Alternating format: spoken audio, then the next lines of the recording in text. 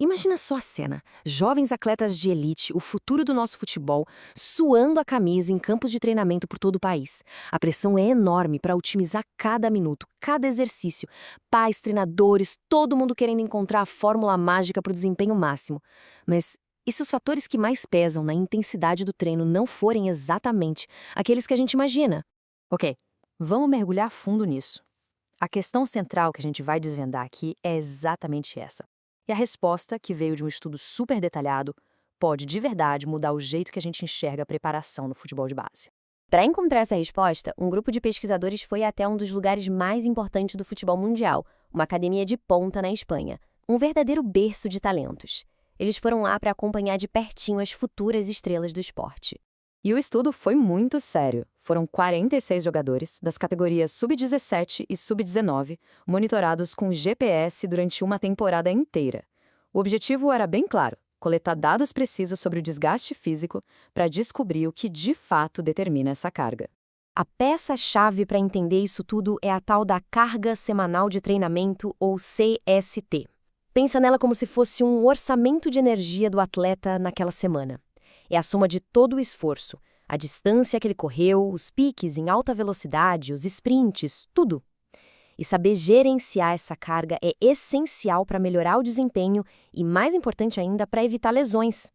E agora que os resultados começam a ficar fascinantes. A primeira grande descoberta que apareceu aqui desafia uma das ideias mais comuns que a gente ouve no esporte. Os pesquisadores focaram em duas grandes perguntas. A primeira: a força do adversário importa? Sabe, será que a semana de treino é mais pesada antes de um clássico contra o líder do campeonato? E a segunda: e o local do jogo? Faz alguma diferença treinar para um jogo em casa ou para um jogo fora? E a primeira resposta, olha, foi surpreendente. Contra toda a intuição, a força do adversário não mudou em nada a carga de treino da semana. A preparação física não ficava mais intensa só porque o próximo jogo era contra um time lá de cima da tabela. E o mais interessante é que não é achismo, não. Essa citação aqui é direto do estudo e confirma isso. A análise estatística foi clara. Na prática, o volume de esforço físico da semana era o mesmo, não importava se o time enfrentar o primeiro ou o último colocado do campeonato. Então, peraí, se não era o adversário, o que era? A resposta estava no local da partida. Na semana antes de um jogo fora de casa, a distância que os jogadores corriam em sprints aumentava e muito. Para ter uma ideia do tamanho desse impacto, o tamanho do efeito foi de 1,8. Em estatística, isso é considerado um número gigante. Moral da história: o simples fato de ter que viajar para um jogo pesa muito mais na preparação do que a força do time adversário. Mas o local do jogo não foi a única peça desse quebra-cabeça.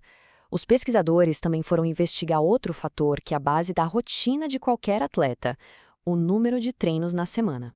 A pergunta é bem direta: qual é o impacto real de colocar ou tirar um dia de treino na carga física total de um jogador jovem durante a semana?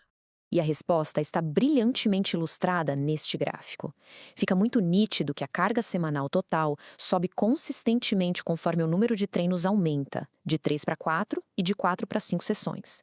O impacto é claro, não tem nem o que discutir. Olhando os dados mais de perto, semanas com só 3 treinos tinham uma carga bem menor.